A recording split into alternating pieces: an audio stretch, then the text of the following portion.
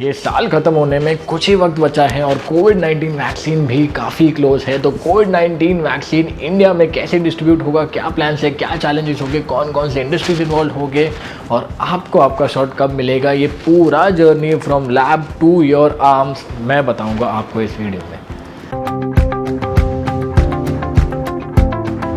तो as per most of the sero studies और sero surveys ये माना जाता है कि 25% of the Indian population might already be affected with corona by 2021 March, यानी कि ये लोग तो आउट ऑफ इक्वेशन हो गए।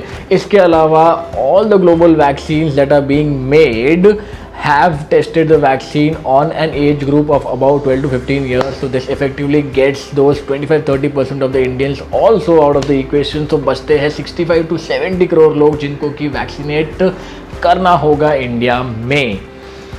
और पर पर्सन सिवाय J&J वैक्सीन के पर पर्सन 2 डोजेस का रिक्वायरमेंट होता है, यानी कि 130 करोड़ डोजेस का रिक्वायरमेंट होगा। और क्योंकि ये इतना सेंसिटिव होता है और उसका स्टोरेज बहुत डिफिकल्ट होता है, वेस्टेज का चांसेस होता है, तो at least 1.5 to 1.6 crore doses India would need. तो जो 2 वैक्सीन्स है फाइज़र और मॉडर्ना, इनको तो बेहद कम टेम्परेचर चाहिए स्टोर करने के लिए इन नेगेटिव 70 और उसके आसपास। बाकी जो सारे वैक्सीन्स है they require a range of around 2 to 8 degrees. तो सबसे बड़ा चैलेंज आता है कोल्ड स्टोरेज का। करंट इंडियन वैक्सीन प्रोग्राम के अंतर्गत अराउंड 27,000 कोल्ड स्टोरेज यूनिट्स है, जिसके अंदर जो कैपेसिटी है स्टोर करने का, जो डोजेस स्टोर करने का कैपेसिटी है, that is close to 600 million doses.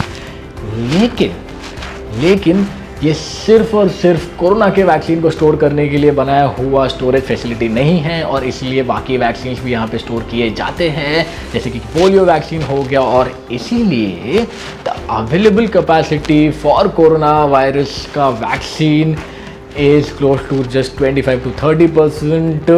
इसके अलावा जो बहुत ही ऑर्गेनाइज्ड एक प्राइवेट सेक्टर कंपनीज है जो ये काम करती है कोल्ड स्टोरेज का, इनका collective capacity would be close to 300 million doses, यानी कि इन टोटलिटी इंडिया के पास currently 400 to 500 million doses store करने का फैसिलिटी।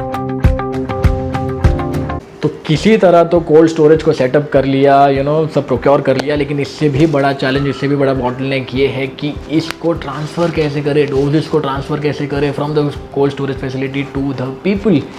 इसके लिए चाहिए होते हैं रेफ्रिजरेटेड वैन्स, जो कि बहुत ही ज़्यादा बड़े नंबर्स में चाहिए होगा इंडिया को, जो कि एक बहुत बड़ा बॉटलनेक है। तो इसका सोल्यूशन ये हो सकता है कि क्योंकि इंडिया का fruit and vegetable supply chain काफ़ी एस्टैब्लिश्ड है और काफ़ी एफिशिएंट है, और वहाँ पर रेफ्रिजरेटेड वैन्स यूज़ ऑलरेडी हो रहे हैं, तो उसी सप्लाई चेन का यूज़ करते हुए इन डोजेस को कोल्ड स्टोरेज फैसिलिटी से लोगों तक पहुंचाने का प्रयत्न किया जाएगा।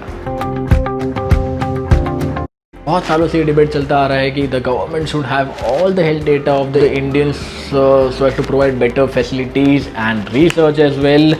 ऐसा है नहीं करंटली, और वही एक चैलेंज है, because the person who is getting vaccinated उनको कोई कोमॉर्बिडिटीज़ ना हो, यानी कि कोई मेडिकल कॉम्प्लिकेशंस ना हो और कोई मेडिकल कंडीशंस ना हो, ये जानना बहुत ही ज़्यादा ज़रूरी है। तो कुछ बातें इंडिया के फेवर में भी है, उसमें से सबसे बड़ा बात ये है कि जो इंडिया का वैक्सीन मैन्युफैक्चर करने का कैपेबिलिटी है, और ये सारे जो ब्रांड्स है, जो सारे कंपनीज़ है, ये जो सारे इंस्टीट्यूट्स है जो इसे मैन्युफैक्चर करते हैं, they are very very efficient at doing सो।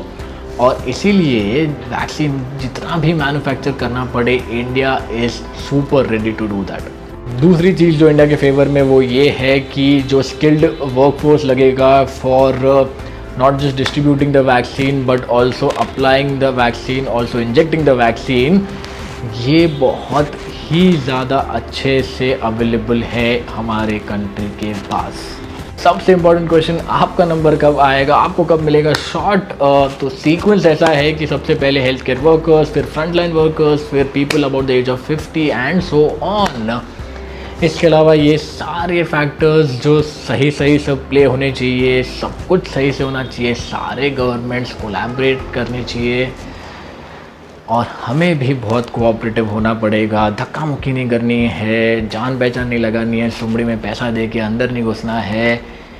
अगर ये सब किया तो अगले साल मैं और आप दिवाली साथ में मनाएंगे।